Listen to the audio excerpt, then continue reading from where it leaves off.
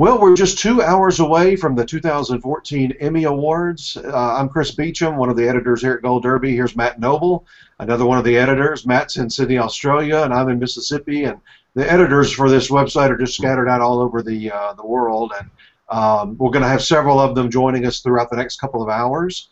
We're going to talk about predictions, categories, presenters tonight, what we hope to see from all of that. And Matt, are you getting excited? I'm so excited. This is the Emmy Day. We've been waiting all year for it. Last year there was some huge shocks and everything. I think this year could be, in some races, even more up in the air. It's just, like, I'm nervous and excited and can't wait. Well, we'll have Daniel Montgomery, Charlie Bright, Riley Chow, Ralph Galvin, and Marcus Dixon are backstage. They're going to try to jump in with us if the internet connection's good. Tom O'Neill will be by a couple of times. So we've got, I think, a lot of good stuff in store. I think the only one missing today is Rob, and he is, this Monday thing, this Monday Emmy thing threw us all off in some ways or another. And I know I've seen several people in the forums talking about it was going to mess them up because it's a work day here. And so we don't know how this is going to impact the show or the people arriving there. I know it certainly has impacted us in some ways. What do you think about a Monday Emmy show or a Monday for any major award show? Yeah, it's interesting. I'll be interested to see how it goes. But part of me prefers the Sunday night. It's before the week kicks off. It's not sort of like you've had work all day. I don't know. I just feel like it's better on a Sunday. It just feels more special on a Sunday night rather than just part of the weekly sort of TV grind. Yeah, beyond us, I know the producers were really worried about two things. One is, obviously, the industry is up and running on a Monday. You know, a lot of shows are in production, so that they were concerned about. And, just traffic getting to downtown on a Monday is much more difficult, not even talking about the limo traffic that they're going to be in, but just the normal, everyday, Monday afternoon work traffic is going to be much heavier than it would be on a Sunday. Mm. But I think they've had months to figure that out and work on that with the police and so forth. Well, let's talk about, first of all, we did an article over the weekend. We used a lot of the seat cards that you see on the different websites, different photographers taking shots during rehearsals and setup, and figured out pretty much most of the Emmy ceremony lineup for tonight. So if you haven't seen that, we'll break a little news for you. All of the comedy categories except for comedy series are first. They're starting out with comedy supporting actor. And then reality competition will be the 7th category of the night. And then they go through all the movie mini categories, all of them. And then they do writing and directing for a special. That rotates in every other year. And then variety series, and then we have all the drama categories. The next to last category of the night will be comedy series, and then drama series will be the last category of the night. Do you like it when they're in these groupings like this, Matt? I really like it when they're in these groupings. It means you can sort of focus on that part of TV and that part of, comedy starting up. Time to think about all the comedies from the past year. Time to see which comedy shows are going to win. Okay, now let's go to mini-series. Let's now go to variety. Let's now go to drama. And it's really a nice way of structuring it in a way that makes sense rather than just ping-ponging all over between categories. It can mean that you might, if you're not that interested in movie or mini-series, there's a bit of a lull in the ceremony.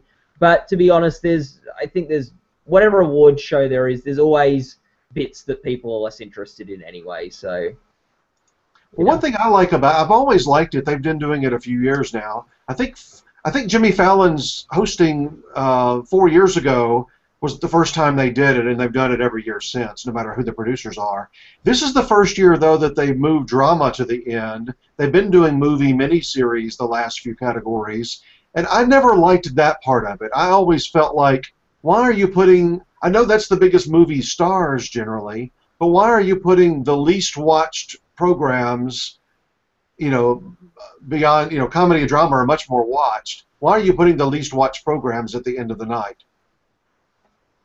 Yeah, I agree. I think it's great to put the drama series awards up late. People tuning into the Emmys, I think, want to see whether Breaking Bad wins lead actor for Bryan Cranston, or Kevin Spacey can pull it out for House of Cards, or Juliana Margulies can pull it out for The Good Wife, or Kerry Washington for Scandal, rather than whether a movie star can win like an award in there. And I wonder if Matthew McConaughey being in the drama actor lineup has made it easier for them to put those ones at the end. Gives them a bit more confidence with some star power. That could be. I mean, with the way that stars are moving back and forth between film and TV now, there's so many recognizable faces and names there in those categories that it certainly can rival the movie mini people that are up as well. I mean, but there's a lot of famous people and names tonight, so it'd be very interesting. Now, we know the chat room is open. We're going to go to that as much as possible. If you're just making a lot of comments, that's hard to really, to read. I mean, it's hard to, I mean, it's easy to read it, but it's hard to read it out because it's just comments. But if you do have questions, you want to pose some questions, we'll pose some questions to you about, like who do you have in this particular category? And why don't we start there, Matt? Because you said Matthew McConaughey, Bryan Cranston, you got John Hamm, Kevin Spacey, Woody Harrelson, and who did I leave out there just now? Jeff Daniels. Jeff Daniels. Most everybody I've seen thinks it's going to be Cranston or McConaughey.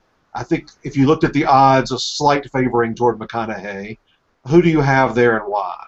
And let's ask the chat room too. Everybody post real quick. Who do you have, McConaughey, Cranston, or somebody else? Yeah, well, this is a category I've gone out on a limb with Woody Harrelson, because I think if I pick Cranston or McConaughey, I could still be wrong. There's still like a 50% chance I'm wrong anyway. So there's a good so it might be worth going out on a limb here. I think there's some factors that could help Woody here. Is TV, like he's used to work in TV, so it's a bit of a return rather than McConaughey, who's never worked in there before, and it's still a way of honouring True Detective and giving an advantage to those two tapes. But look, looking at my predictions, I'm really worried this could be an awful year, because if the limbs I go out on don't pay off, and then there's a few upsets in some of the categories where I've gone with a front runner, boy, like I could get very few right tonight. But when you do go out on several limbs and at least one of them pays, you can ride that limb the whole rest of the year. Yeah, no guarantee any of them are going to pay off, though. But yes, if one of the limbs pays off, then it'll be I'll be very happy. Well, I do think Woody could win. It would be similar to Barry Pepper beating or winning for the Kennedys over Greg Kinnear a couple of years ago, and maybe the performance that wasn't as acclaimed by the press, defeating out the other person in this, from the same program. I've got about 5 categories I want to discuss over the next couple of hours that I really have been struggling with, but for some reason I haven't been struggling with this one. I've had Matthew McConaughey since February, and I've kept him there. Okay, here's the Cranston argument, Chris, and it's with the way they do voting, where it's sort of you rank them, and whoever gets the sort of like the lowest score, it's you get 1 point if you're first, you get 6 points if you're last, and whoever gets the lowest score ends up winning. Cranston, can you see him being low on anyone's ballot? Isn't he going to be 1 or 2 on probably 80% of the ballots and 3rd on everyone else's? The only way I see that happening is if with him having 3 already as just acting on the show, and of course he's got another one for producing, and probably one for producing tonight. It just depends on the panel. If you have somebody on there, a handful of somebodies that go, I love Bryan Cranston, but he's won enough, then maybe they rank him low. Okay. But McConaughey, you could have people going, I'm sick of McConaughey. He's been winning everything all year for films and TV. I don't want him to win anything else. I'm tired of seeing him on stage. They could rank him low.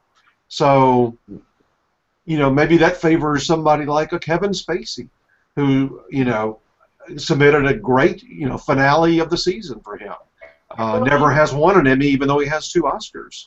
I don't think it helps a John Hamm, only because maybe he wins next year for the final season, but this episode, it's okay. It's a good episode for the show, but I don't know that it really helps him out possibly winning. And I know people are going to point to Jeff Daniels, but Jeff Daniels, I remember this same moment last year, all of us discussing that we thought 5 out of the 6 guys really had a shot at winning.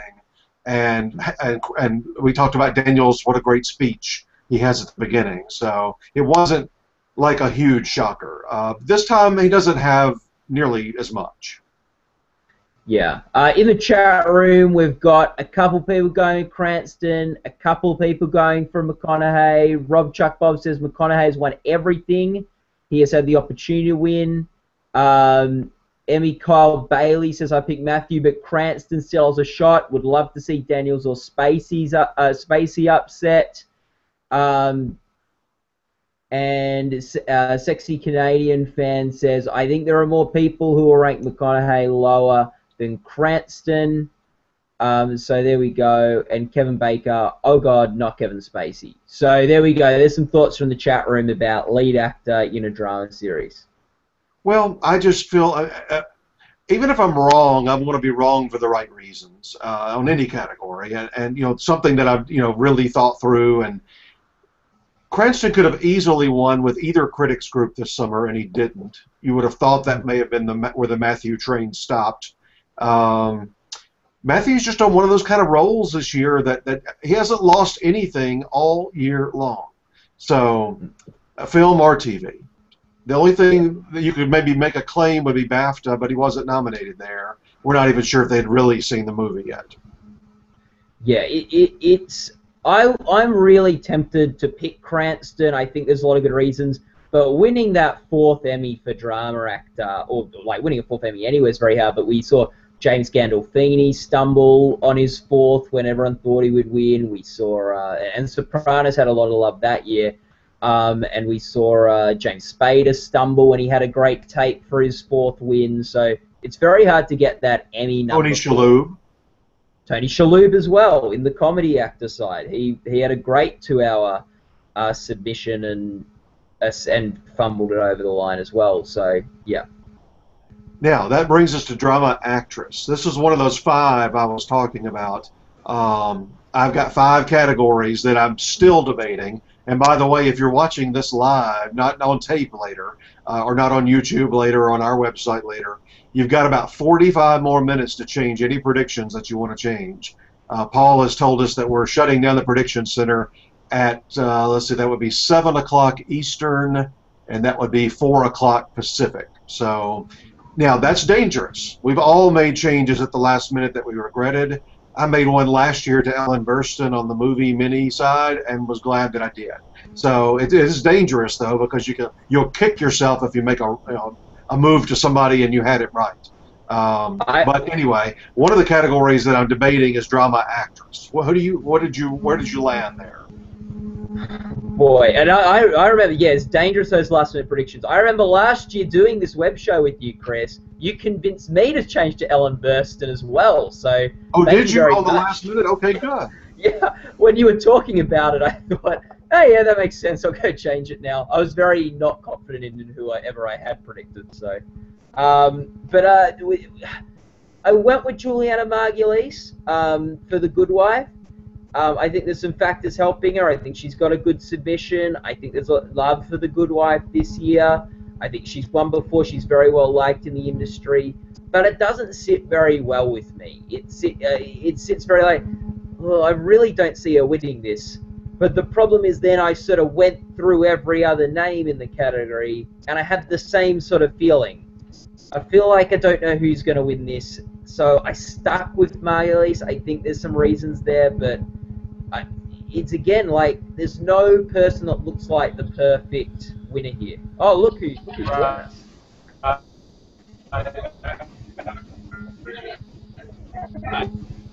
We've got Ralph. I see what you're saying. His connection isn't great, though, is it? No. The infamous Academy Emmys Wi-Fi. We've heard about that terrible internet connection back there in other years. Ralph, can you hear us?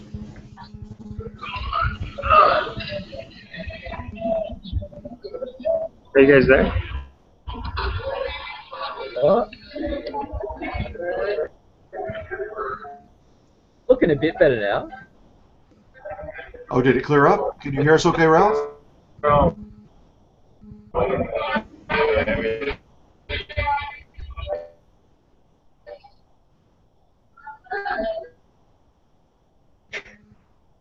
Come in, Ralph. Ground control to Ralph. Can you hear us? Just, you know what? Can you hear me? Sort of.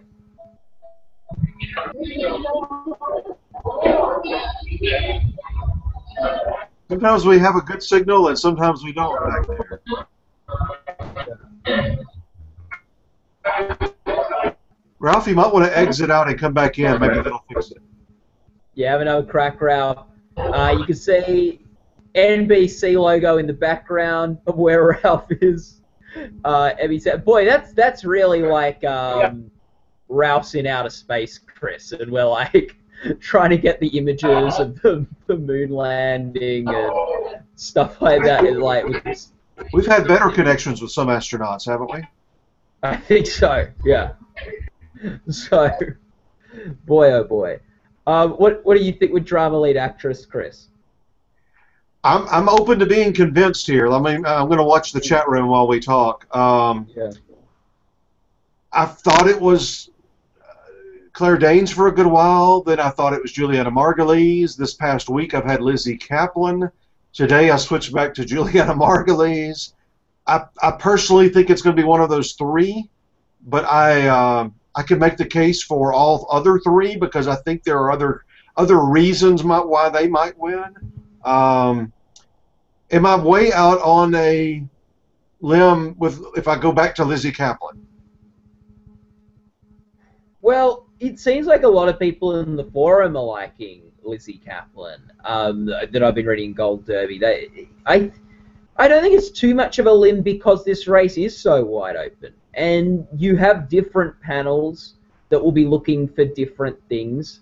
Kaplan doesn't have the most sort of melodramatic, sort of screaming and throwing stuff at the wall performance. But, you know, I guess neither does Margulies, really. So I think she could win. It's sort of a fresh show and stuff. Again, a bit like all the contenders, it doesn't seem like an obvious winner. In the chat room, let me know. I may actually change while we're sitting here live. Should I go with Lizzie Kaplan, Juliana Margulies, or Claire Danes? Don't give me the other three names because I'm not really. I mean, they may win, but I'm not going to go down that road on a prediction. So I'm going to watch the chat room over the next few minutes and majority rules. I know some people really want me to go back to Kaplan, but I'll be so mad if Juliana wins. I wouldn't mind Juliana winning. I don't mean it that way. I would be mad to be wrong. And after all this fretting, you know, Claire may just come out and win a third in a row. Oh yeah. So Claire may have the best episode. I just wonder if she won't have some people on that panel that just are ready for that to stop, at least for a year.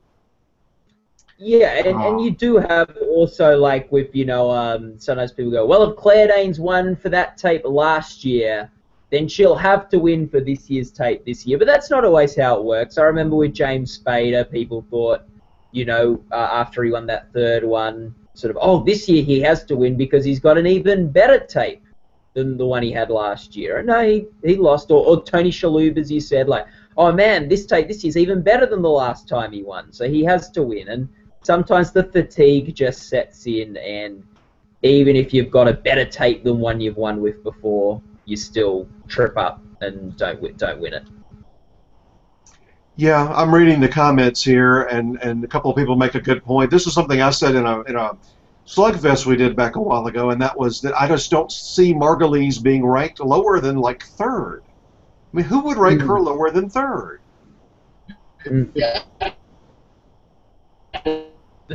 The same people who didn't vote The Good Wife for drama series? They could. They could also, you know, if you have some Good Wife fans on the panel, be thinking this is our one way to honor this great 5th season of the show. And to be fair, The Good Wife did well with acting nominations this year. Right. You know, and it's actors that vote in this branch. Like, maybe the reason it missed out on drama series is because the director's branch or the writer's branch or the tech branch didn't get behind it. But, you know, the actors branch, we saw Josh Charles get back into the race. We saw it get a guest nomination. We saw Juliana Margulies get back in the way. So if any voters have taken note of The Good Wife's return to form, it's been the acting category that's let people back in that got snubbed last year.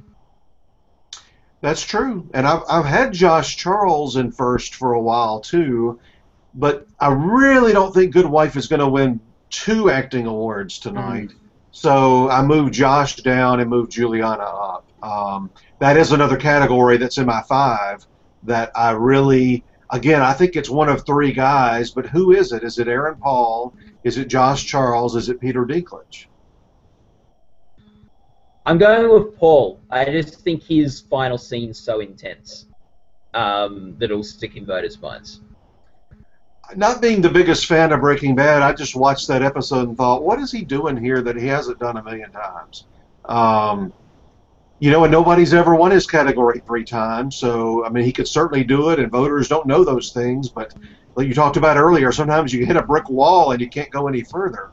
I've had Josh Charles in first. He owns that first 10 minutes of his episode. That, to me, really was in my mindset. But I just kept thinking back to that week after Peter Dinklage's episode aired. So many people on our website and other journalists and other websites, so many that I read were pointing out, hey, was this Peter Dinklage's Emmy episode? Hey, will Peter Dinklage win another Emmy? And personally, I didn't think this was nearly as good as the one that he won for. I thought the monologue was so much more interesting the other time. But I'm just wrong sometimes when I watch something. You know, sometimes people like things a lot better than I do. And I kept thinking back to the immediate reaction. And a voter, if they don't watch Game of Thrones regularly, it would be an immediate reaction thing for them. I mean, they would just see it this one time, and it might make an impact on them. Yeah, it's a convincing case. Like, I think Dinklage has a great shot, and I think the thing that tempts me most to switch to Dinklage is the fact of that initial reaction after the episode aired. Who are actually saying he's won another Emmy before even, like, we knew who was competing against him. Well, the other thing, you know, we all talked about last year, what did we learn once the show was over? And one of the things we said we would all remember, and I've kept that in mind across all of the different categories this year, is speeches. And of the 3 that we're looking at here, I think he's the one that has what you would more call a speech, you know, a truly written speech. Yeah. So I moved Dinklage up to first. And the other thing I learned back when he won, you know, in the last few years, voters now watch at home. They used to have to watch in a hotel room, and all 50 or 60 or 70 would sit down, watch them in whatever order that particular moderator played them, and they watch the whole thing. So not being in an episode very much might hurt you. And there probably are still voters at home that do that watch the whole thing, but I think there are far more that fast forward to see the person they're supposed to be evaluating. So I don't know that being absent from the first half hour for Dinklage hurts him, and it certainly didn't hurt him when he won a few years ago. Yeah. So, you know, I'd agree with that. So, boy, anything in the chat room? Yeah, and I saw the comment about different panels. I know there are different panels. I'm just talking about, I just don't sense that Good Wife is going to win 2 tonight. Yeah. I know it's different voters. Yeah. And look, you could be wrong about that. Good Wife could win 2 acting awards tonight. It's in both races. Well, and Christine Baranski's not out of her race.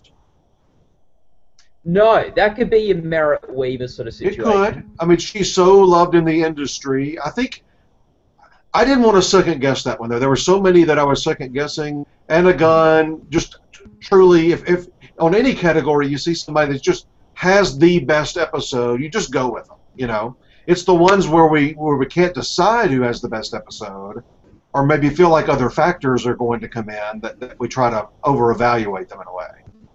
Yeah, especially when Anna Gunn is in the drama series frontrunner and she won it last year. That's right. I mean, those two things go for her. She's not in a fatigue situation like some other people where a voter might go, well, she's won so many times. Well, no, she's only won once. So Christine Baranski could be a surprise winner, but I'm not expecting it. Yeah. No, I think if there's ever a you want to be wrong for the right reasons, an Anna Gunn pick would be that case. Like, just clear cut. Well, I know you're about to exit us in a couple of minutes because you've got work. It's Tuesday morning in Australia. Yes. Give us another couple of really, really tough categories that you made final decisions on. Well, okay, here's one that I think, and I made this decision a while ago, but Chris, I know you love your late night TV. Jimmy Fallon versus Stephen Colbert going head-to-head tonight. Sort of Colbert's taking over late night with the David Letterman show, so they'll be competing in the ratings in a big way next year sometime, but they're going at it at the Emmys again this year. Who do you have in that race? Well, that's one of my 5 categories I wanted to discuss tonight in terms of just really debating. I do think it's Colbert and Fallon, which is crazy since we're all underestimating Jon Stewart yet again. Oh, yeah. He's only lost one time in the past 11 years. It just happened to be last year, and that's why we're all kind of jumping off that bandwagon now. I've debated. I could see Jimmy Fallon. He is so... He's like a puppy dog. I mean, everybody loves him. There's nobody that dislikes Jimmy Fallon. He submitted the pilot, the premiere episode with U2 and Will Smith. A lot of good stuff going on in that one. The fact that Colbert won the writing again last week, and the fact that he submitted the episode from last summer where he does the Daft Punk video takeoff, Get Lucky. Those two things make me really feel like it's Colbert again. Yeah, I think in this category they like shows, and like, look, we looked at, there were years when Jon Stewart won again, and we're going, how did he beat Conan's Farewell on the Tonight Show? There was just so much love for Conan in the industry that year, or oh boy, how did he beat Colbert's trip to Iraq? That was so whatever, and or how did he beat whatever the episodes were, when, it doesn't seem like they just go for the show that's got the most buzz that year. And it seems like since last year, Colbert hasn't gone downhill at all, and, if anything, Colbert's got a bit more love in the industry since the Letterman announcement, and he's got more heat on him, so, yeah, I'm sticking with Colbert. I think that's your safe money, but Fallon could definitely win this. I think so. The other thing about Jimmy Fallon's episode, especially being the first one of the show, as a voter, as a viewer like me or you, I mean, there's a real feeling of importance, like passing the torch to a new person, a whole new studio that night, a whole new theme song. I mean, just all kinds of stuff made it feel important. And obviously, it's not like, Colbert was the only winner of those two last week. Jimmy Fallon won a very, I thought, competitive race for Guest Actor. So, there was a sentiment for him last week, for his Saturday Night Live. So, that one's an interesting race. I wouldn't honestly mind either one. And it's an exciting one. I think they're two guys that a lot of people love, and they're going head to head in a top category, and it's going to be exciting to see who wins, unless it's the Daily Show. Yeah, we debate, and then it goes back to Jon Stewart again, who won't even be there tonight. Yeah. Well, hang around with me a couple of more minutes. I think Charlie's going to join us, and as soon as Charlie gets here, you can head on. And trying to think what else. We mentioned off the top, if somebody's just now joining us, that the lineup tonight is all comedy first, then the reality series, movie mini all for the next hour or so, and then the 3 variety categories and then drama categories tonight. And before you go, Matt, anything in particular you're most interested to see? A particular winner you would love to see, or just something on the ceremony? Yeah, look, what I would love more than anything is probably to see Veep take out Best Comedy Series. I just think they had such a strong year. It's such a great show. It'd be a great show to end Modern Family's run. I'm predicting it, although again, this is one of those limbs that I'm very nervous about, because in some ways, part of me feels like, oh, Modern Family could be an easy sort of correct prediction to help my percentages, but I thought I'll stick with Veep because I can see a path to it winning, and that would give me a lot of satisfaction because I think everyone on that show is so great and it's so good. So I'm hoping for a good night for Veep, and I'm hoping for a good night for Breaking Bad because I genuinely think they have the best, maybe the best final season a show's ever had, and definitely was the best show this year. So I'd love to see a good night for Breaking Bad and a good night for Veep. They're sort of my 2 big sort of Emmy wishes. Yeah, Charlie was just Charlie, come on in and join us. We would love to have you for the next half hour or so.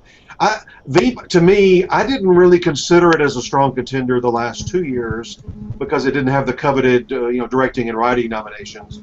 But with that writing nomination this year and adding in a guest actor, of course they kept everything else basically that they had. I just think that it really has a strong shot here. Yeah. I agree. Whether it's strong enough, I guess we will find out in a few hours. Well, Matt, go have fun at work. Try to stay off of all of social media, and yes. So you get to watch the show.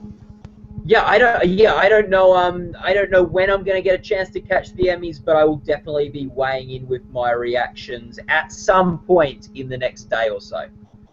So sounds great. Thank you, Matt. We got Charlie coming in now.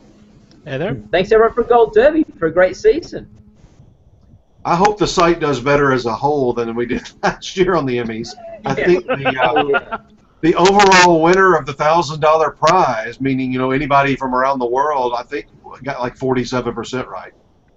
Oh my! Oh, see you guys. Take care. Oh, there's Ralph again. Hey, I can see you guys and hear you. Hey, and you're in real time now. Can you hear me? Yeah. Yeah, we can hear you. Cool. Before it was like you were in outer space and you were an astronaut. Maybe it was just because it's for me to get in there. I blame Matt. That could have been. That's probably it. How's it going, guys? Well, tell us what's going on behind the scenes. A lot of nothing right now. Really, everybody's just watching the red carpet, typing up their pre-stories. Do you guys want to see how it looks back here? Yeah. Sure. So we're.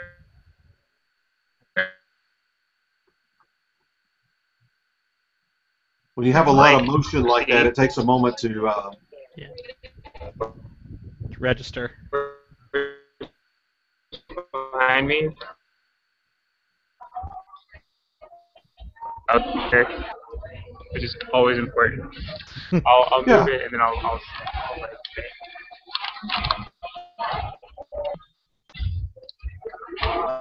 Once it has a moment to reestablish the shot, it'll come back live again.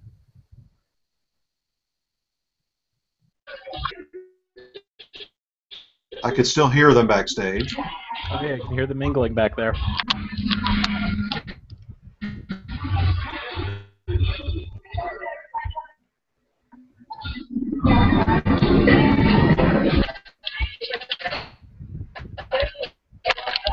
Oh, there you are. So this is the room where they do their interviews after they win.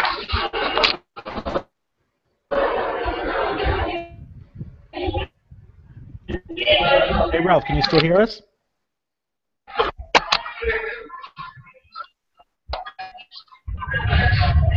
There we go. This is the room where they do the interviews after they win. Hey Ralph, has there been anybody whose red carpet outfit has turned a lot of heads so far in the press room? don't think he can hear us anymore. Okay, repeat that one more time. Whose heads turned in the press room? Yeah, is there a red carpet look that has gotten a lot of people's attention? Yeah, Laverne Cox got people's attention here when she walked in. Or down the red carpet, I'd say hers. And other than that, yeah, there hasn't really been too much red carpet talk over here. It's more people like taking pictures up at the Emmy podium.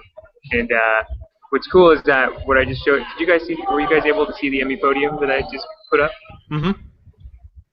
Okay, so from that winner's walk, when you go through these double glass doors, you go straight into NBC's Today Show.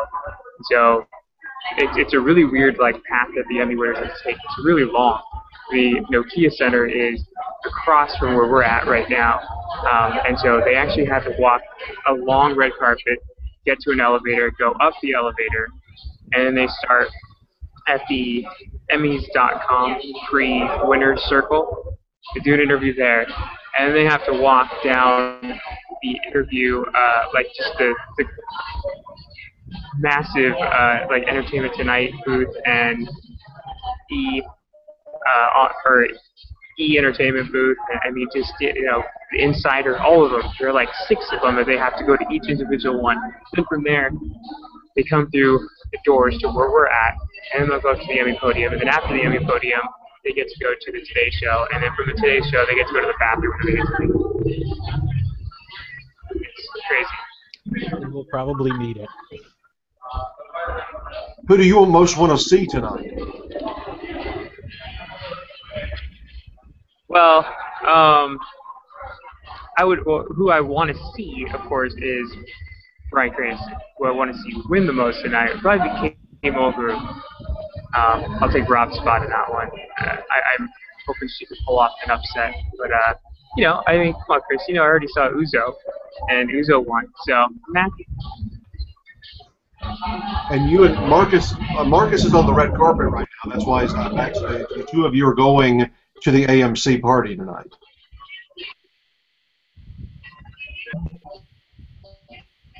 Marcus Sinigo, he's a little under the weather. He's kind of being a champion right now. He's on the red carpet getting all of the interviews.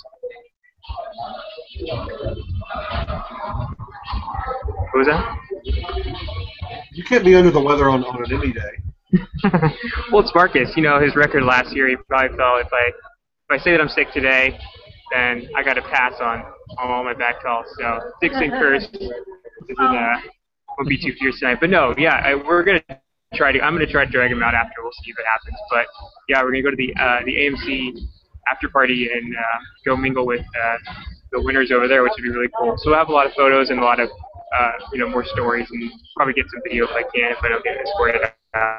I was thinking actually I saw the Ernst & Young people walk by. I was like, God, maybe I should just tackle them and run out in one. I don't hold every way, but We would be the most popular site on the internet, but it would be our last day as a business. Oh, Ralph, let's let you go for a little while. If you want to join us back in a little while, but at least we can feel free. Exclusive, right? Isn't it the best?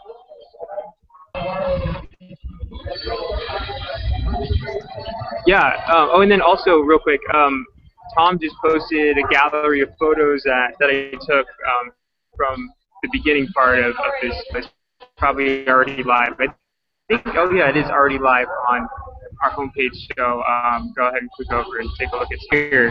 It's incredible. I mean, Tom was right. We're third row center, and Entertainment Tonight is 7th row, like 5 seats in, which is kind of crazy. And I mean, all the people in front of me are kind of Emmy.com and Emmy. Not anybody that would, it's not like it's Variety or Deadline or anything in front of us. We're kind of all, we kind of got prime seating, and I don't know who these people are over here, but they got pretty good seats too. Well, Gold Derby's well respected in the Emmy Awards. I don't.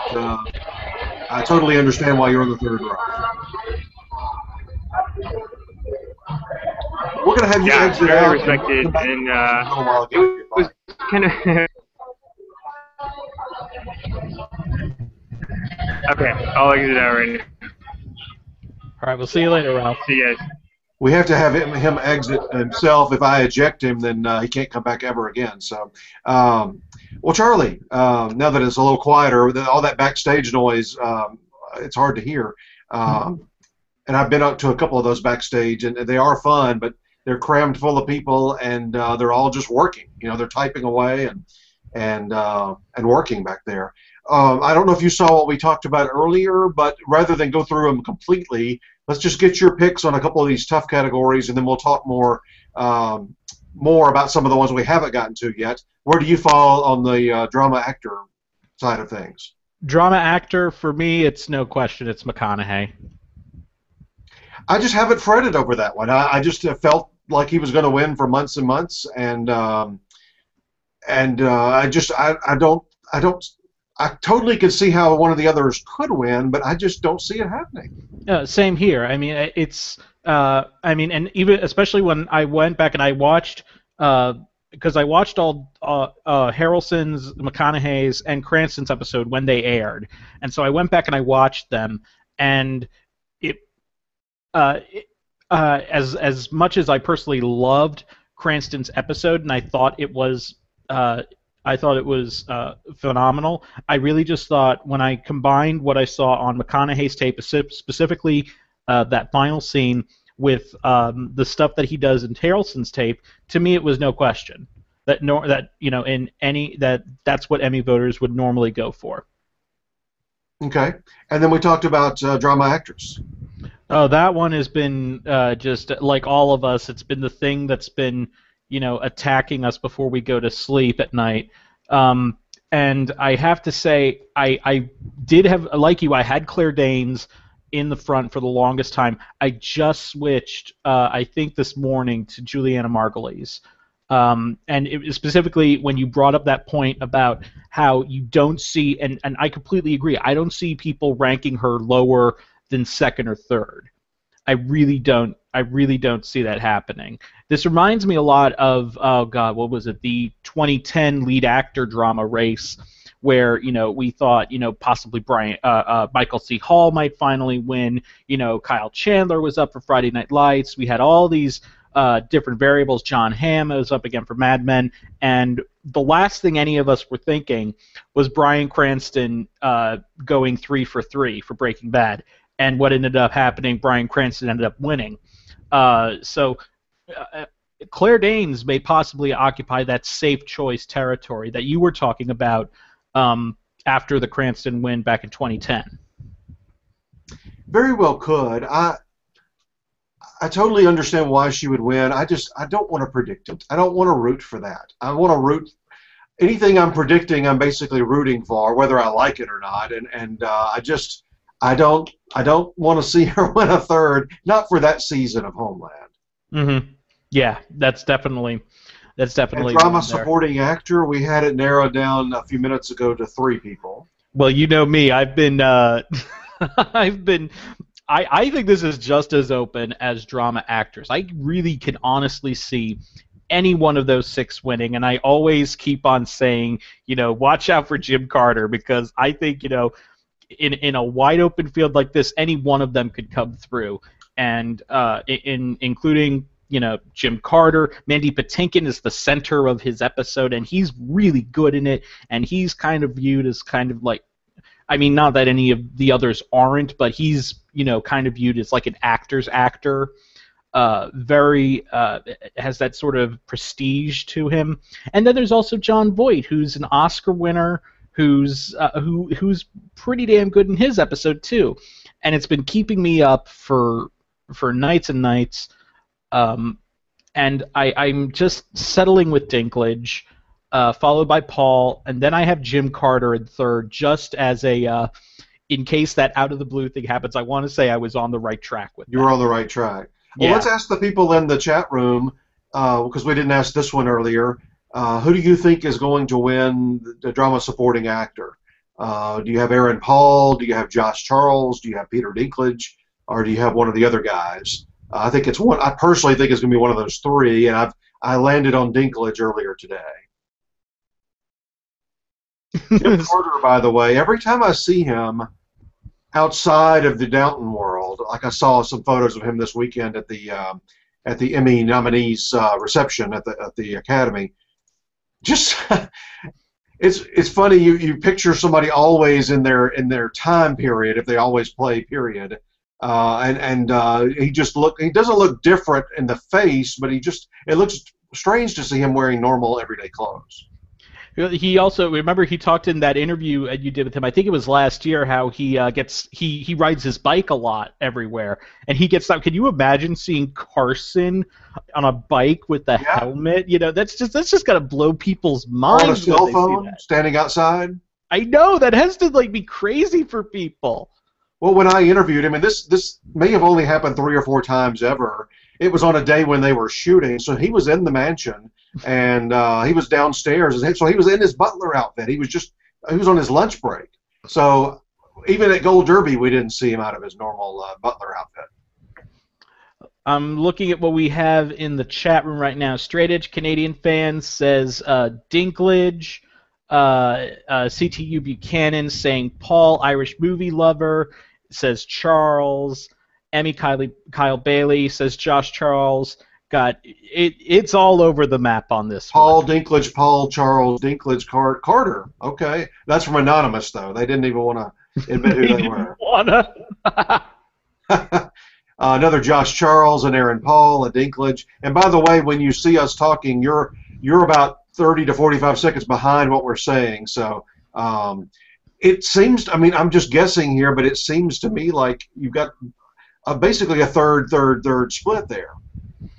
And that's when these crazy upsets can particularly happen. When there's no clear front runner, it's one thing, and that's what we saw last year with the Merritt Wever thing. We were really focused on Jane Krakowski and Julie Bowen, and there were 7 nominees, which meant that you didn't need as much to win. And as you said, Chris, there were probably some Nurse Jackie fans in that panel, which ended up leading to the Merritt Wever win. She just got lucky. You don't know who's going to be on your panel. Mm-hmm. And in a limited selection of 50 to 70 people, that's why all these crazy upsets can happen, because it doesn't take that much, and luck of the draw. Well, what's other than the ones we just discussed? What's another category that has you really worried? I was worried at one. Before you answer that, I just want to say real quick: if you're watching us live and it's 10 minutes until 7 Eastern, you've got 10 minutes left before the Prediction Center closes. So if you want to make any changes at all, and I'm not encouraging you to, because I've done that before and regretted it, and then sometimes I've hit a home run there at the last minute. But if you're going to make a change, you got 10 minutes. I was worried at first about movie mini actor. I'm settling on Ruffalo, and I have Martin Freeman in second. Those are the 2 I really think could see winning this. I think Billy Bob Thornton had some of the prestige with the Critics' Choice Award, but I think that was an easy choice for them because it's just that sort of snarky role that they might go for. Although I can easily see him winning this, but it's really between those 3. I don't see any of the other 3 winning. But Mark Ruffalo has, he's in a movie where there's a social message to it. He gets to give a lot of impassioned speeches in it. You said the magic word right there, speeches. Impassioned speeches, exactly. And I really think that's going to. Okay, I'm going to silence my mother there for a second. Sorry, Mom, if you're watching. So I'm pretty confident in the Mark Ruffalo pick. The one category I really think is interesting in this is movie mini supporting actress. Now I have Julia Roberts winning this. I have Alison Tolman as a very close second, but I think one person to keep an eye on here is Frances Conroy. I think a lot of us are underestimating her in terms of her appeal with Emmy voters. She got in this race, which was a really tough race to get into, and good for her for getting in there. And she's also, and remember, there's probably going to be some people who know that she never won an Emmy for 6 Feet Under, which some people will view as criminal, which I will say I am one of those people. If they're in there and they just liked American Horror Story Covenant and just embraced sort of her weirdness in it, she could be a very big threat in this. I think the big threat there, this is one of my 5 categories I wanted to discuss tonight for certain, because they were the ones that when I went back in the Prediction Center today, I wrote down as being the most difficult. Ellen Burstyn, to me, is the wild card here. She already won last year in a surprise, an Oscar winner, like we have several Oscar winners here, and Oscar nominees. Back when that project was announced, I remember reading I'm constantly looking for things that I need to add to the Prediction Center. And at the time, I think I was working on the Golden Globe and SAG Prediction Center, because I think that aired last fall. When I saw the 2 words "ruthless grandmother" followed by Ellen Burstyn, I just thought, oh, here comes another Emmy Award. So now, all these months later, I don't have her in first, and I may turn out to regret it. The one thing I would say about that, it's her type. That's not the kind of character she normally plays. The one thing I would say about that, though, and I would contrast that to the circumstances she had last year, when the overwhelming favorite, at least to us pundits, was Sarah Paulson for American Horror Story Asylum, and there was definitely some what's the word I'm looking for? Some backlash, I guess, against the genre. And they were looking for, and a lot of them were probably looking for somewhere else to go. And Ellen Burstyn, boom, there's your person to go for. It was a very, pretty obvious choice to go for. In other words, you feel like it was a category. We have some of these sometimes where they just kind of looked at the names once they finished watching their projects and just picked. They didn't really know where to go, and so they went with the most respected. Yeah, and also just as I've said before, better appeal, better broad appeal. Well, I'll say this: I moved to her last year. That was the one change I made that worked out for me last year. On the day of, I moved to Ellen Burstyn, and just thinking through, who was up and going back, her character. What hit me all of a sudden on that Sunday was her character was so much like Maggie Smith in Downton Abbey. Walk in a scene, make the big one-liner, the quip, the put down, and be done with it. And I just thought, that could be a potential Emmy winner doing that.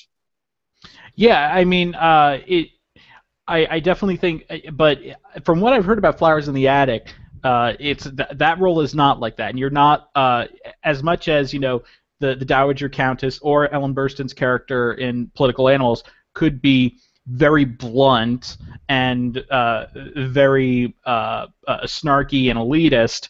You were always kind of with that character. With the character she plays in Flowers in the Attic, it seems like it goes against that.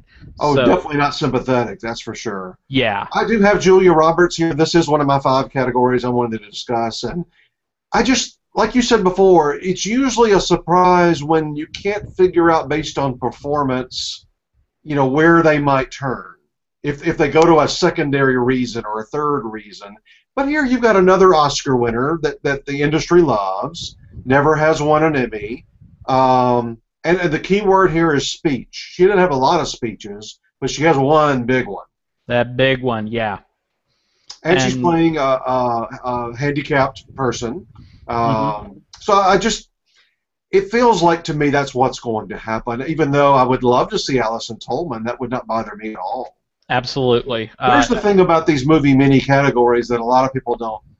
In the drama and comedy categories, I know that they watch those episodes. It's not that much to bite off to watch 6 hours. It's really less than 6 hours because they take the commercials out. It's not that much to ask them to watch 6 half hours for comedy, or in the case of R. But you know what I'm saying. Mm-hmm. But to ask people to commit to watching a whole bunch of miniseries, as well as the movies in the category, I just don't think they do it.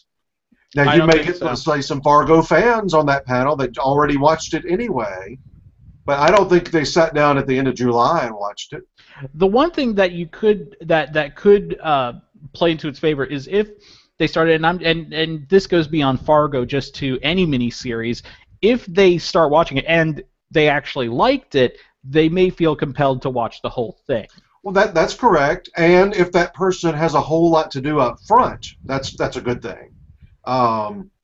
In the case of, like, we'll go back to Billy Bob Thornton for a moment. I think his character was very fun and very interesting and not like anything else on TV this year. Mm-hmm. But other than the very last couple of episodes, it was the same all the way through.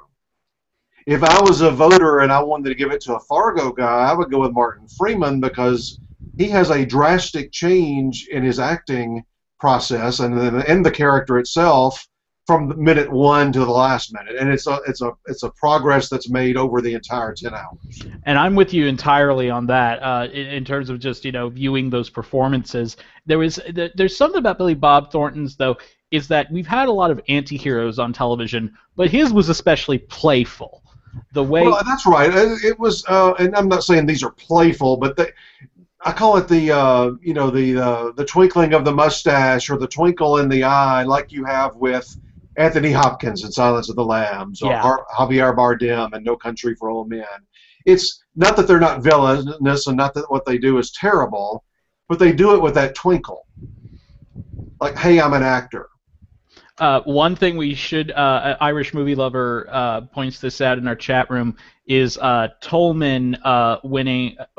He thinks Tolman is going to win, and he points out very much that it would be very much like Kelly Macdonald did in 2006 when she beat out 2 Oscar winners as well as an Oscar nominee. She beat Cloris Leachman and Ellen Burstyn. Ellen Burstyn, of course, they were both nominated for Mrs. Harris, and Ellen Burstyn was a very controversial nominee because of her performance only being 14 seconds and her being listed on the ballot in the first place.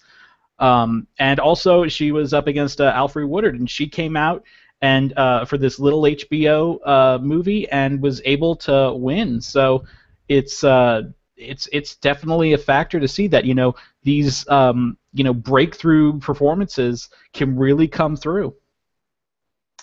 They could, and I think I've got Alison Tolman in second, right behind Julia Roberts, and Ellen Burstyn in third. So I certainly think it could happen.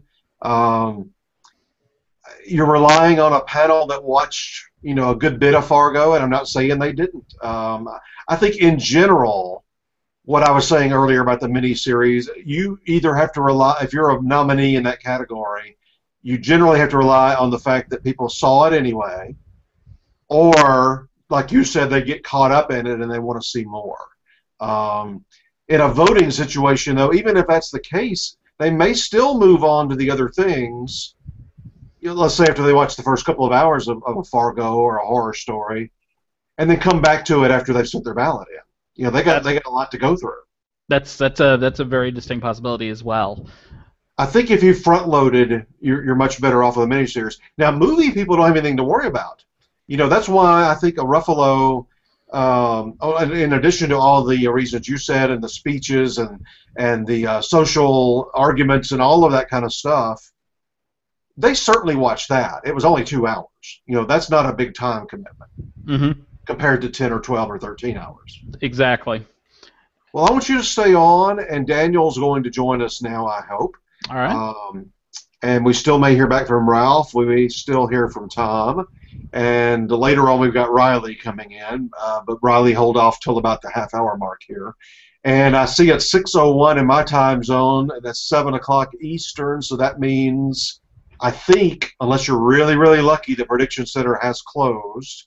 So I don't think you can make any more changes. You can certainly go in there if you want to see for sure, but I think it's probably closed now. So all of our arguments and all the things that people have been thinking, it's too late now. What about the show itself? What are you looking forward to? I'm wondering how they're going to do the Robin Williams tribute.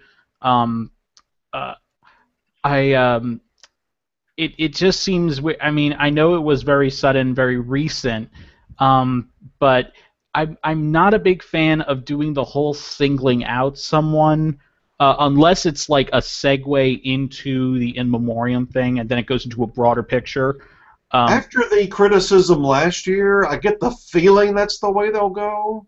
Yeah, I really hope think it's in really, really good hands with Billy Crystal. Yeah, exactly. Yeah, that's the right person. It's actually weird because the person who I thought did the best in memoriam thing last year was Robin Williams when he was talking about Jonathan Winters. I mean, I thought that he just handled it all perfectly. He remembered Jonathan Winters the way you would want to remember a comedian. He made it funny and he made it personable. And in the end, you weren't sad. You were happy that you were remembering someone as brilliant as that. So I really hope that that's the tone that Billy Crystal. Well, Billy Crystal, there's a ton of people that, of course, they're going to honor tonight in the memoriam. Most of them will be, a few seconds. But there are two people beyond Robin Williams that I really hope get a little more than a few seconds. And Billy Crystal could easily lead an additional minute or so for somebody that I've seen him do tributes to before. I think once on the TV Land Awards. A whole 10 minutes and other places, and one of those is this guy. Oh yeah, Since Caesar deserves to be honored tonight. That's more the than other just one. throw him in with a bunch of other people. And this man right here. Oh yeah. See that one?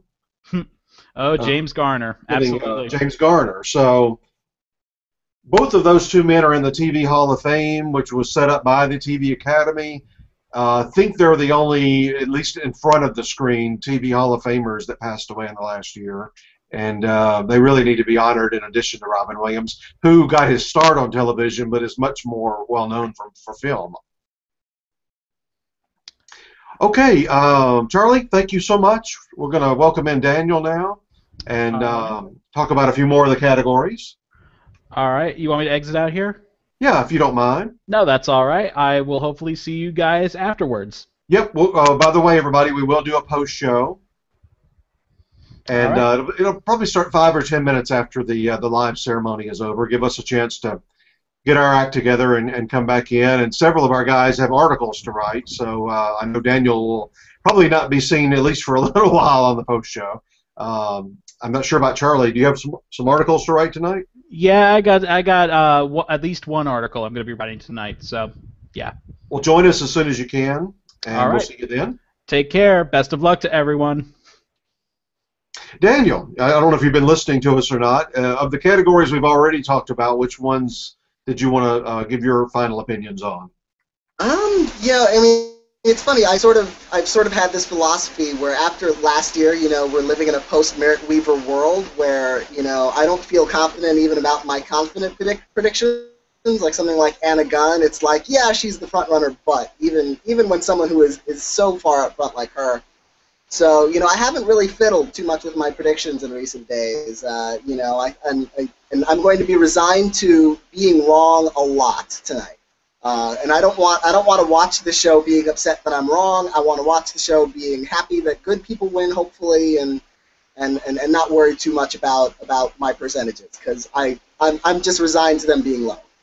I wrote really good winners. I love good winners. And I've got to say, when we were talking before the Creative Arts last week, and you were overseas and weren't quite back home yet, I said going in, of the 5 categories that we were predicting, 4 guest stars and reality, that I was feeling really, really bad. I just felt like I wasn't going to get any of them right. Like all of my second place people were going to win. And that's what happened in 3 out of the 5 cases. I don't feel that way tonight. I mean, I've got 5 categories that we've been discussing for the last hour that I feel really unsure about. But everything else, I mean, they're not all obviously going to be right, but I feel comfortable in my analysis of them. And on those guest ones, I never felt comfortable because I just really felt like it could go either way. And I believe in every single case, my second place person did win, except for Joe Morton and Jane Lynch. So. And I thank you for Joe Morton, by the way. It was after you made your argument, you convinced me to predict Joe Morton. I thought it was going to be either him or Reggie Cathy, and then I finally moved Joe Morton up to number 1 after I saw that you did. So thank you very much for that free correct prediction. Well, what have I convinced you over the last hour? You haven't convinced me to make any changes. Because like I said, I haven't fiddled very much at the last minute. Sometimes you make a last minute call and you're like, thank goodness. You mentioned I was overseas. Being overseas was the only reason I didn't second guess my Uzo Aduba prediction and switch to Laverne Cox. I would have done that if I had more access to internet, and I didn't, and I got that one right. So sometimes the last minute hunches work and sometimes they don't. So I'd rather not make them. I'd rather stick with something I've been going with for a while than switch at the last minute at the risk of getting it wrong. Yeah, I didn't do it the day of, but like 4 or 5 days before, I had Allison Janney, Uzo Aduba, and Jimmy Fallon all in first place. So it does not often help to do that. And the only 2 changes I made today were Juliana Margulies and Peter Dinklage. What do you have in those 2 categories? I have Juliana Margulies in Best Drama Actress, and I've been watching. I've been seeing you discuss that category at length, and it is a tough category. It's hard. It's one of those things where you look at a category and you think not only the episodes, but sort of this irrational kind of who can I imagine being announced as the winner, and this is a category where I can't imagine any of them. There's not a clear image in my head of say, oh yeah, this makes sense this year for this person with that episode and all the factors. I think in the category, based on the episodes alone, I think 5 of the women could win legitimately on the basis of episode submissions, pretty much everyone but Robin Wright. And then I think Robin Wright could still win for other factors. So, I mean, that literally could go any way. But I'm going with Juliana Margulies. When I first watched the episodes, my hunch was Claire Danes, and then I second-guessed it. That was probably stupid. I have a sinking feeling that we're going to see another win by Claire Danes. I'm predicting Juliana Margulies. I think we shouldn't underestimate Michelle Dye. We shouldn't underestimate Carol. Oh, I see. Right. I thought I heard some noise coming in. Well, that's all that background noise. Can you hear us okay? Yeah, I can hear you guys fine. Can you guys see me and hear me? Yeah. You're just maybe 10, 15 seconds behind us, so keep that in mind.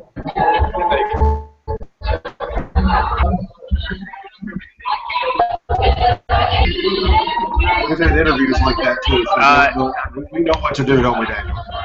Yeah. Yeah, I know. I remember Daniel's Laverne Cox interview. That was the first time. That was pretty enjoyable. So you're a pro. Yeah, thank you. I was very glad that I got a chance to take that one over and be able to hear it within 30 seconds.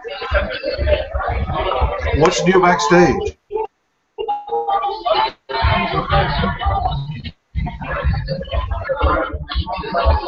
Yeah. There's not really much more to report over here. We're getting a lot more people in the press room. And a lot of people, a lot of journalists that are all dressed up and all fancy. I don't know, 257,000 pictures in front of the Emmy stage up there.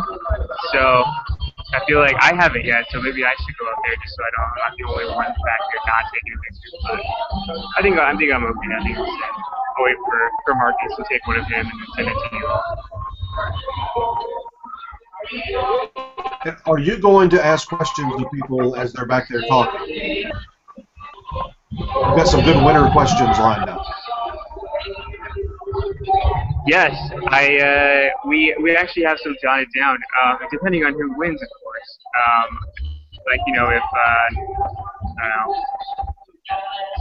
I don't know, we've got. I know. I have my picks and Marcus has his pick. So mine is who's up? So tonight, comedy sport, yeah, we'll go backstage. But like I was telling you guys earlier, it's such a trek to get back here. I think probably by the time he actually makes it back here, we'll probably be on the drama category. It's kind of crazy. But any of the winners, they come back. Do you guys have any questions?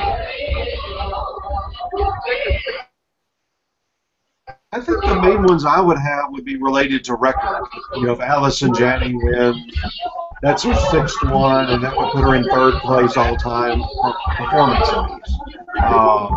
You know, Bryan Cranston getting his 4th would tie him for the record. Jim Parsons getting a 4th would tie him for the record. Aaron Paul, if he gets a 3rd, that's the all-time record. It's not even tied. Things like that would be what I would be interested in. Amy Poehler wins, do you want me to ask her a shout out to Chris Beecham for picking her episode and winning her the Emmy finally? That would be my question.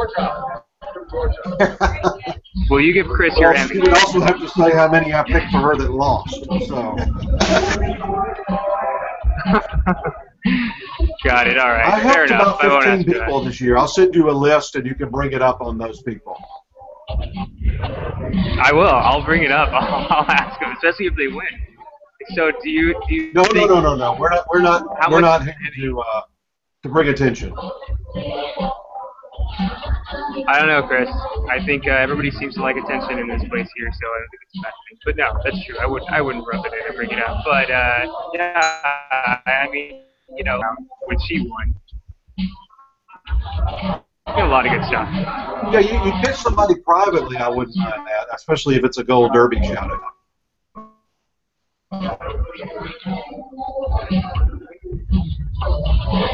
Yeah, no. I would. Creative Arts Uzo Aduba, she thanked us. You know, we didn't get it on video, but she thanked us for all of the attention that we brought to her and all the interviews and everything, and how much we contributed to you know, to helping her out. So that was really cool to hear that from Uzo. And you know, they love us. It's crazy how many of the celebrities here actually know who we are and love us so much for what we do. It's kind of crazy, but I guess it's because they're getting awarded for it. We're going to let you exit on back out again if you don't mind. You're on such a delay, we don't want to keep you too long. Yeah, no problem.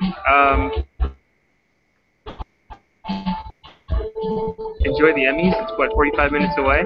Have a good time. We'll be sending more pictures and updates from where we're at. Sounds great. Okay, Daniel, let me see if there was another category I wanted to bring up tonight. I think we've talked about, well, no, here's one. Comedy supporting actor. I don't think Adam Driver can win. I don't think Fred Armisen can win. Obviously they can. They're nominated. A lot of people can't that aren't nominated. By the way, your friend Matt Bomer is on E right now.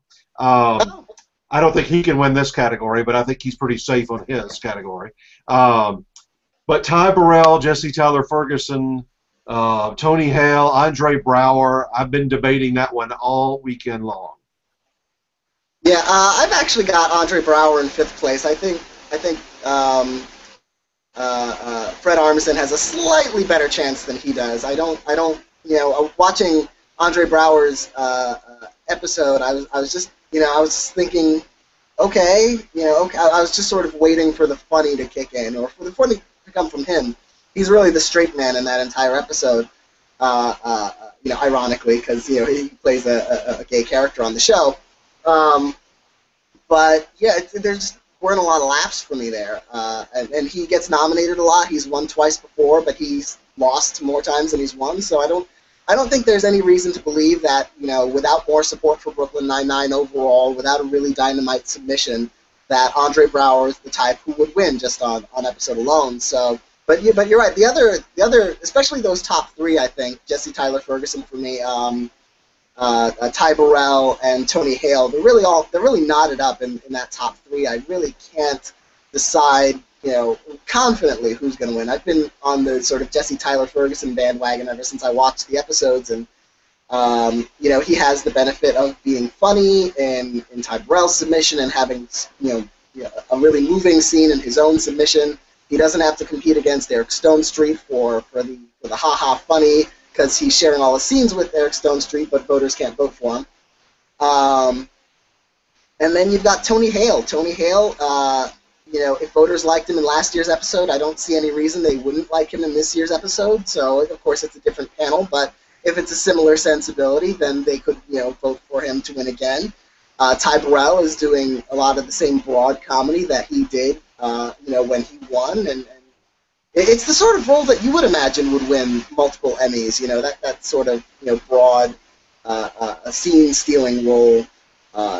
So it is a little surprising that he's only won once. So really, any one of those three, but I'm sticking with Jesse Tyler Ferguson for now, or forever. I was explaining in the forums today. Somebody specifically asked me about this category and why I was going with Ty Burrell. And I just said, I basically said I think it's these four guys, and I don't think any episode of the 6 stands out to me. It really, really feels like a couple of categories that we had last year that ultimately went their own way. When that happens to me, it just as somebody sitting there, if I was potentially a voter, obviously other factors have to come in then. Do you like that person anyway? Do you watch that show anyway?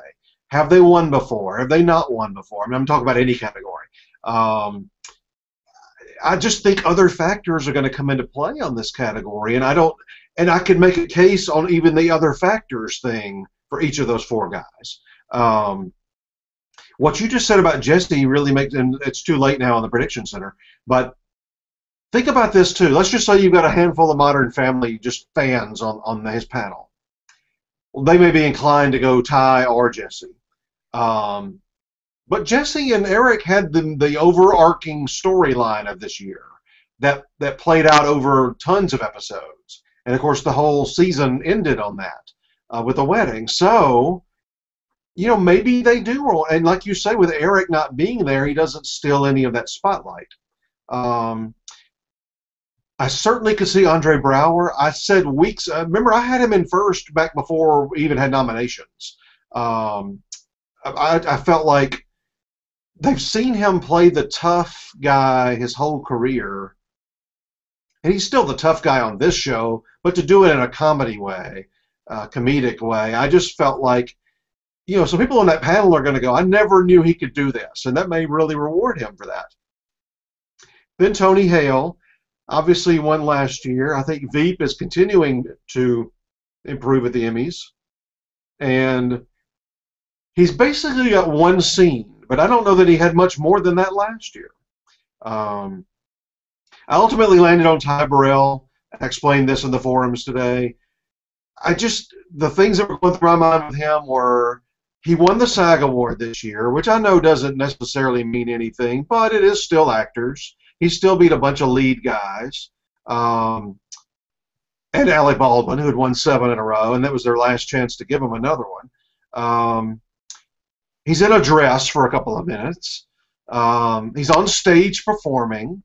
He's got a really sentimental scene at the end where he sees his daughter, who he thinks is not even paying attention, jump up on stage and pretend to be him, basically. And he's so proud of her. And all of that being said, he's good on Jesse's episode. So that's where I landed. He's in 4th place in the Prediction Center, so this is probably the furthest limb I'm out on for the night. And ultimately, like you said, it just seems like this role somewhere along the way is going to win him another Emmy.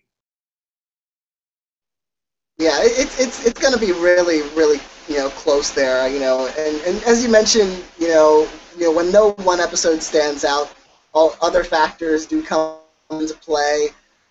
Again, as I mentioned, we live in a post-Merritt Weaver world. I couldn't even rule out Adam Driver definitively, even though it feels like we should be able to. I mean, I thought he had a great season on Girls this year, but his episode is just okay. He only has a couple of scenes, and they're not really, funny scenes. But you never know. You never know. That will be the first award of the night, so we're gonna know a whole lot right away. Just to Merritt Weaver was early last year, and that was the one that that was the first warning shot that we got that this is gonna be a weird night, and it was. Well, I said this before in a chat, and I thought it was very funny. because it meant that they were looking at Gold Derby, I think. Jeff Daniels was on David Letterman a few weeks ago, and these kind of shows never talk about. I mean, they may say that they've won X number of Emmys or Oscars when they're being introduced, but it never comes up in the discussion. And anyway, the first several minutes of the interview were all about Jeff Daniels winning the Emmy, which I thought was so interesting to people like us. And Jeff said that that whole day he didn't want to know the odds. He didn't want to know where he stood. He didn't look. So that meant he was looking at us probably in the weeks before, and he did an interview with us last year too. But anyway, he asked his wife as they're driving up to the theater, okay, I got to know where do we stand? And she says, well, you're either 5th or 6th depending on Hugh Bonneville. And he had apparently looked at a lot of the other categories. He said because all night, remember drama was in the middle of the night. He said all night long, the wrong people were winning, meaning people down like Merritt Wever and just so on, and Tony Hale, and when he said the words "wrong people," I thought, okay, he really did look at the site, because I don't think he drove up at the theater asking his wife where all these people stood. Well, anyway, he just said he turned to his wife like 2 categories before his and said, the wrong people have been winning all night. I think I've got a chance here. And then he, and that's why he had the gum in his mouth. He didn't think he was going up there. So I really enjoyed that story. It was good from the level of just hearing a good Emmy story, but also knowing that he had to be looking at our site.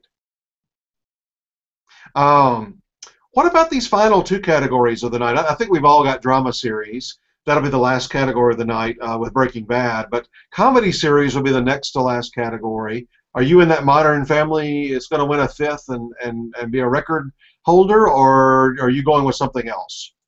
I've got Modern Family. I've sort of got it by default. It's a prediction that I made and thought, maybe I'll change it, and I just never did, just because I never felt enough strong enough of a reason to move it out of that #1 spot. Even though I think Veep or Orange is the New Black, neither one of those winning would surprise me at all. I think either one of those could certainly win. I think it's probably just between those 3 though. Although very, very outside chance that maybe Louis, but for probably those 3, Modern Family, Veep, and Orange is the New Black. I'm not sure which of those is closer, though. I mean, that's one of the reasons why I left Modern Family in my #1 spot, was because if I'm going to predict an upset, I didn't know which one to pick, and I didn't feel confidently enough about either Veep or Orange is the New Black to move Modern Family out of #1. Well, that's something I've talked about over the years, and that is usually when there's an upset, it's because, and I'm talking about a real upset. I mean, like Jane Krakowski and Julie Bowen, yeah, they were out front, but they weren't like front runners last year, when Merritt Wever upset. It wasn't like they were a lock. I'm talking about kind of like a lock kind of, or a very, very expected outcome kind of front runner. Usually when that happens and somebody upsets them, it's because there's one show or one person that the people that don't want the other one to win can get behind. You look back at it like a Crash beating Brokeback Mountain. I'm talking about real upsets. You look at like a Juliette Binoche beating Lauren Bacall.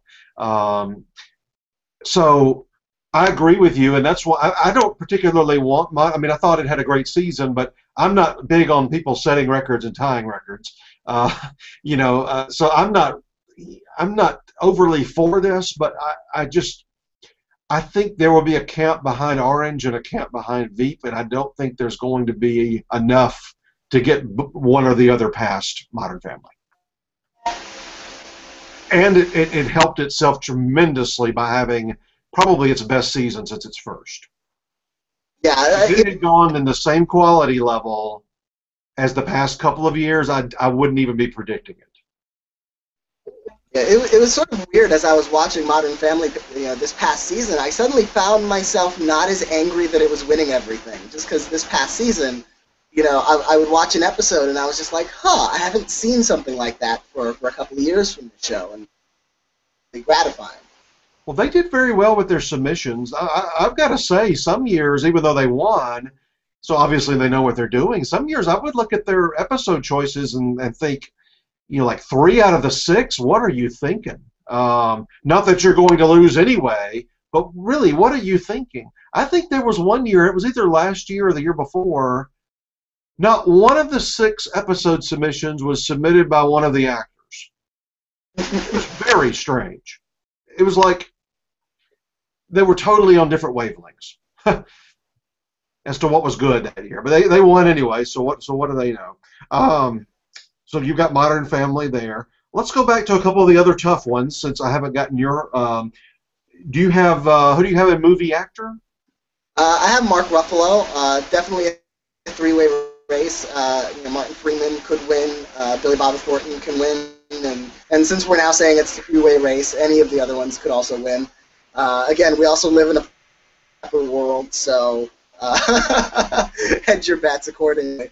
But yeah, Mark Ruffalo, the important subject matter, the speeches, as you've mentioned, as we've mentioned before, and also, this is something, I don't necessarily think that our users are necessarily reflective of the Emmy voters always, but the fact that Mark Ruffalo won our Gold Derby Award, even though Fargo beat The Normal Heart for Best Movie or Miniseries, because we have them in a category together, tells me that maybe there's something to this. Maybe there's more there that we shouldn't overestimate the Fargo guys in this category. Maybe this really is just going to be a slam dunk for Mark. Well, and he's got the speeches, and we always talk about, especially after last year, speeches. And Freeman does have, they both have a couple here and there, but nothing dramatic. Nothing outlandish, kind of like his over-the-top speeches in Normal Heart. I agree with you. That one I have not debated, really. I could certainly see Billy Bob or Martin winning, but I really haven't debated that one. Kind of like the Matthew McConaughey. I just haven't debated it. I will say this, though, since you're on with me right now, and we'll go ahead and invite Riley in. Daniel, can you stay a little longer? Oh, no problem. Yeah. Daniel and I interviewed Mark Ruffalo in the summer, and it was after nominations, right? He was in Paris. He's actually in Europe shooting the Avengers sequel, and very bad connections. He's in his hotel room there in Paris. Horrible connection. We try again. Horrible connection. He goes and gets a hard line. I guess from the concierge or somewhere, maybe at a store. Still a bad connection. Just really, really, just can't watch it. It's so bad. So we both go about our bit. We just say, let us know if you'd like to try again. And sometimes they do, and sometimes they don't. And we hear back from his PR rep. A couple hours later, not long after, it was already night in Paris. An hour or two later, yeah. Mark is ready, in 15, 20 minutes if you can do it. And I was out, so I rushed back home. Daniel was already at home. Of course, we were. Anyway, he comes back on the screen. He has gone down the street. Well, he's asked somebody that would know which hotel has the best internet connection.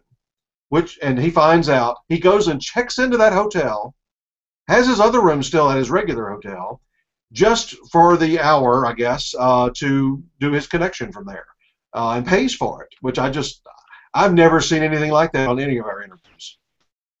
Somebody going so above and beyond. Yeah.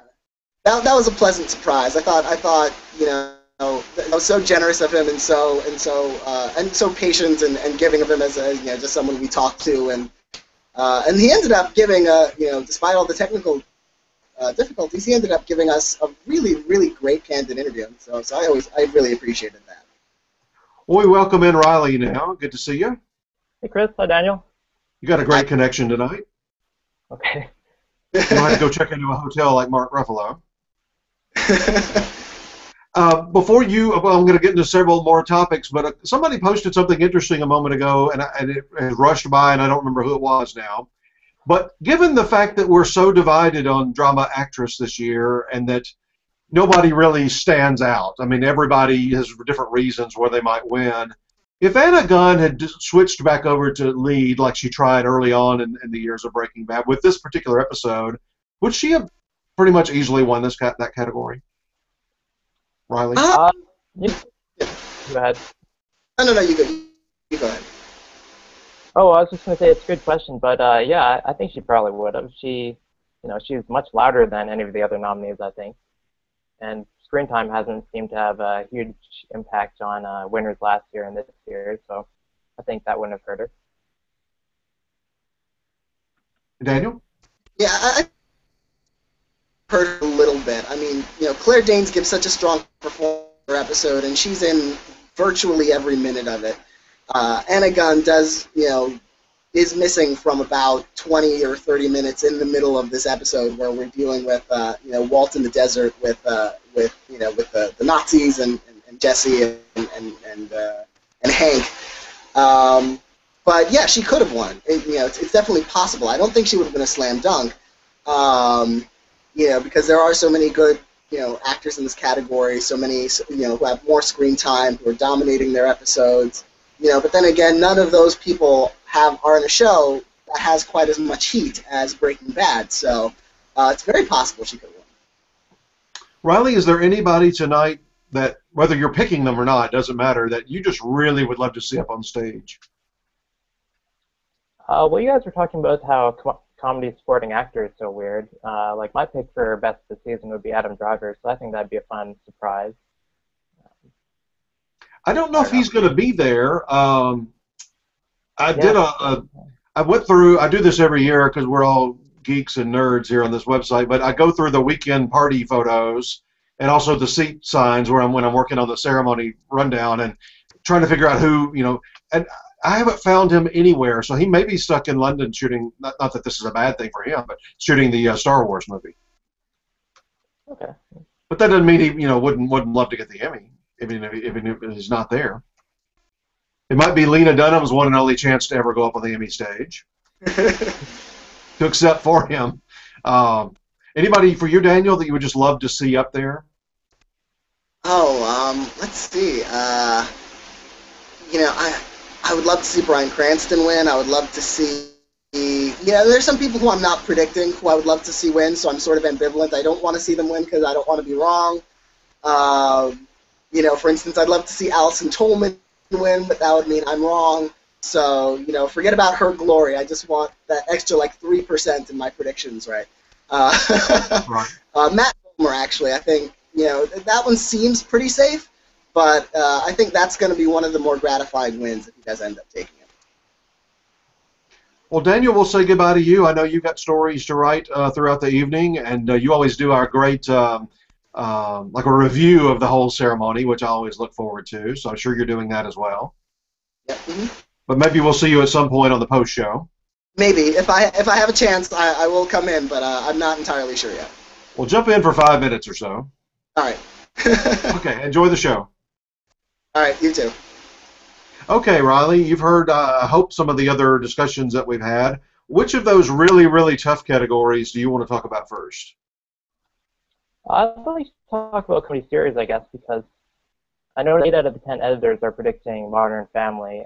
Matt is predicting Veep. I'm predicting Orange is the New Black. So I feel that Modern Family, a lot of people are saying that it'll get kind of a victory lap win, but I think that actually already happened last year when they won directing and nothing else, except for comedy series, of course. And they had the best tapes in comedy, supporting actor and supporting actress. And voters, they really had to dig. They went with Merritt Wever and Tony Hale for not really any reason at all other than they didn't want to go back to Modern Family. So I think Modern Family is kind of done, and Orange is the New Black has a lot going for it. Really, this whole season I've been waiting to see if it would get rejected as a comedy, but it hasn't been. It won the Critics' Choice. It got lots of nominations at WGA, which was the only guild that it submitted as a comedy, and it got it's leading the comedies in nominations, and it picked up the 3 wins at the Creative Arts. It's Netflix's highest-rated show. It's most critically acclaimed comedy of the last year. It has just a ton of things going for it. The only thing is it's not funny. But unless you think the tapes matter in the series races, which I don't, then it seems like an easy winner to me. That to me, I don't call it a victory lap. I don't see it that way for Modern Family. Orange it's not. It would be the most unusual win ever in that race because it's not really a comedy. It's not really a drama either. I mean, I don't dismiss either way that they might have wanted to go for the Emmys or any other show because it's tough when you're a dramedy. I mean, you just don't know what to do. But it would be a highly unusual for them to go. I could see Veep winning before I could see Orange. Veep, it looks like maybe it can win next year. I feel like this year it's missing directing, it's missing editing. Both of those together, I feel, are too much to dismiss. Well, the other factor, I've been down this road too many times, and a lot of people on our site are too young to remember. But your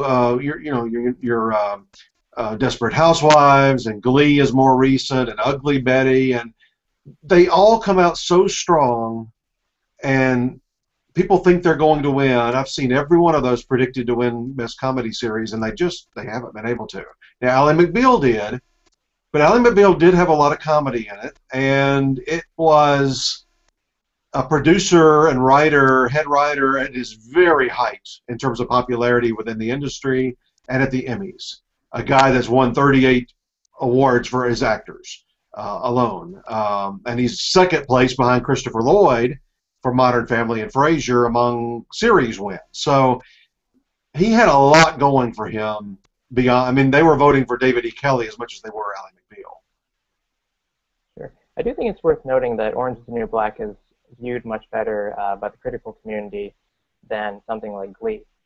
Orange is the New Black has already aired its second season, and it was just as acclaimed as the first one, whereas some of these other shows like Orange is the New Black, Desperate Housewives, they kind of fell apart very quickly.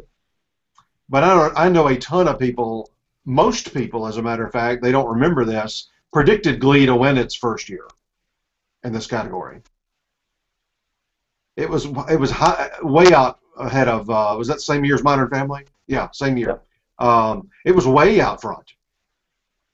And Desperate Housewives was way out front its year. Everybody thought it was going to win. And and I didn't have it winning, and when Felicity Huffman won that night, I can remember thinking, oh, I got this wrong. So I'm not saying it can't do it. I did say that a couple of weeks ago. I definitely see the path that it has built to win this, but I'm going more with Emmy history and Emmy statistics overall to say that unfortunately, because I don't like records being broken, Modern Family is going to tie this record this year, and they better enjoy it because they will never win this category again. Well, did you say the same thing last year, though? Probably. When they barely won anything, that they would never win again? Yeah, I probably did. But we don't know what the landscape is the following year for who's going to be nominated, and I just don't think anything has jumped forward to take its place. And we didn't know at the time that they were going to have their best season in terms of quality since the first one. Yeah, it's very interesting, I think, whether you take into account tapes in the series categories. I mean, you were talking about how Modern Family, they've submitted some very questionable tapes. Like, they haven't submitted episodes that were nominated for writing and directing, which should be obvious selections. Yet they still win. And I feel that's kind of played out a number of times where the series winner hasn't submitted best tapes. Or let's say last year, Homeland. They won the previous year. Last year, I think there was general consensus that they had submitted even better tapes, yet they couldn't win again. So does that show that tapes are only like a small part of it? Tapes mean a lot less in series, I do agree, which is why I think that Modern won maybe a time or two there when it probably shouldn't have. But I just think about the ones that do sign those affidavits and do watch. I mean, I guess what I was saying is Modern has won a couple of years without its best foot forward because they didn't have a ton of great things to submit. And this year, I mean, they do. So it's going to be, if you're right, or if Veep wins, it's going to be very strange that they finally submitted very well, I thought, and they don't win this time. But we'll see. We'll see. It'll be the next to last category of the night. What other category, since I've talked about all of these several times, that you've been really debating that you want to talk about? Not really debating, but I'm predicting a crazy upset in movie Minnie Actress. I'm going with Minnie Driver for Return to Zero. Now, I know a lot of us kind of laughed at Return to Zero because it had a surprising amount of love in our forum, despite not actually having been seen by enough critics for it to have a page on Metacritic. However, this movie actually has a lot of bait for Minnie Driver. It's about how she's a mother and she has a stillborn. So she has many big scenes where she really gets to emote. She gets to find out that she's going to have a stillborn child, and then she actually has it. And then later she has, spoiler, another baby. And then she gets to give this little baby a speech about the previous baby that she had. And she's breaking down a lot. Cicely Tyson, she's a nice little lady going on a road trip, but she's not, there are no dramatic fireworks like we see from Minnie Driver. I agree. I have, I think I have Minnie Driver in second place. I saw both, Rob and I both interviewed Minnie Driver, and just one very, very, very nice lady, and just loves this whole industry and loved talking to us. So that wouldn't bother me at all.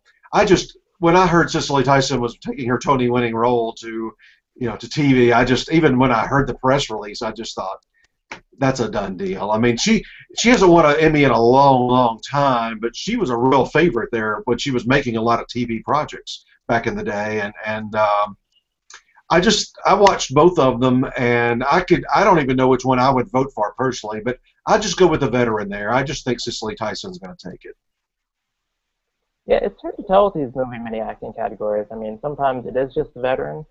Like last year, Ellen Burstyn beat Sarah Paulson, which I need to ask you about, by the way. And then other times, it's like Laura Linney, where they are watching the tapes and they don't care at all what the buzz is like. Well, even though Laura Linney was a surprise last year, I do remember that people forget that when we have these conversations, we kind of talk about the ones we think have a chance, and we all said Laura Linney was right there with a chance last year. Same with Jeff Daniels. People forget that we talked about him being a real contender, but there was just a category stacked with great people. So, Chris, how did you know that Ellen Burstyn would beat Sarah Paulson last year? Two things. One was on the day of or the day before, it just hit me all of a sudden that Ellen Burstyn's role was similar to what Maggie Smith does on Downton Abbey. Lots of quips and one-liners and put-downs, and similar also that they're Oscar winners. And I just thought, that's very, when I thought of that was very interesting. And then I started wondering, because I had Sarah in first for so long, some people are such Gold Derby frontrunners. They have such fan bases within our site. Sometimes I have a problem separating out, is that a Gold Derby thing or is that a real thing? And sometimes it's both, but sometimes it is a Gold Derby thing. And I just started wondering, were we overpraising her, and was I hearing it all the time, and is that why I had her in first? So that's why I switched. The same thing happened in a way. I've never really wavered off Mark Ruffalo, and Daniel and I talk about these things about our Gold Derby Awards. We know that no of the voters are the same, and really what we do is totally different and all, but we will look for very interesting kind of surprises we weren't expecting, and how might that relate to an Emmys. And when Mark Ruffalo really ran away with that category with us, on a site where I saw in the forums constantly people saying, oh, he was the worst thing about Normal Heart, or he got on my nerves, or people were constantly praising Billy Bob and Martin Freeman. And I just thought, if Mark Ruffalo could win with us, and not even close, he ought to be a slam dunk with the Emmys. So that's the kind of things I look for within our results. Yeah, now, that's the totally change I made today to Mark Ruffalo. I mean, I was going with Billy Bob Thornton because I thought he has, the cool factor that Tom likes to talk about. But, did the Emmys care about that? Last year, again, going back to Ellen Burstyn or going with James Cromwell over Zachary Quinto, that kind of thing.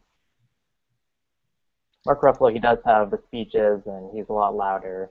Billy Bob Thornton is actually more of a supporting performance, I feel, and not as developed a character. Well, either any of those three will be fine with me. In fact, I mean, I like Sherlock too, and I didn't see The Dancing on the Edge, but I do watch Luther. So I mean, there's some categories where I certainly want to be right, but I kind of like everybody there. I like 4 out of the 6 in several cases. So even last year when we had so many surprises, there were several that I really liked. So like a Jeff Daniels, I love The Newsroom.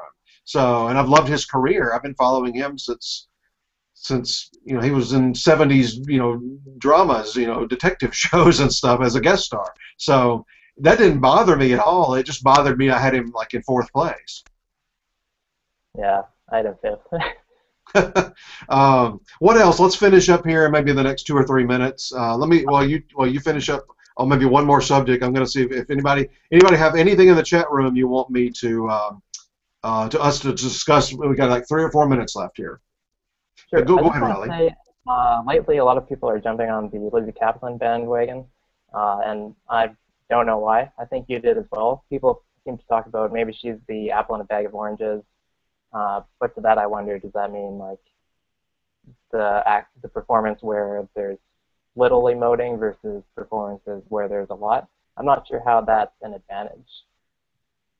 One thing I talked about in one of our Slugfest was just almost everybody in that category is crying over a dead lover, and it felt to me like something refreshing when I went back and watched hers the same day or the same weekend or whatever as the others, just having something that was different. And sometimes voters look for that, or they'll honestly be looking at the ballot and they finish watching the 6, and I can see an argument with themselves about, well, this one cried well, and this one cried well, and this one cried. I mean, how do I choose between them? I'll choose this one.